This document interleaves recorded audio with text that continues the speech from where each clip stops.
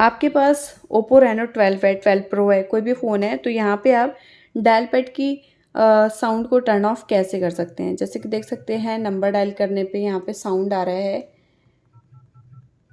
तो ये sound of करने के लिए आपको क्या करना है, बैक कर लेना है, चले जाना है यहाँ पे सेटिंग पे, और सेटिंग पे जाने के बाद इस टाइप से ऑप्शन आएगा, स्क्रॉल करके साउंड एंड वाइब्रेशन के ऑप्शन पे जाएंगे और यहाँ पे आप स्क्रॉल कर लेंगे। अब यहाँ पे आपको ऑप्शन मिलेगा मोर साउंड, ठीक है। डायल पैड टोन को बंद कर लेंगे। ये सिर्फ साउंड बंद हुआ है।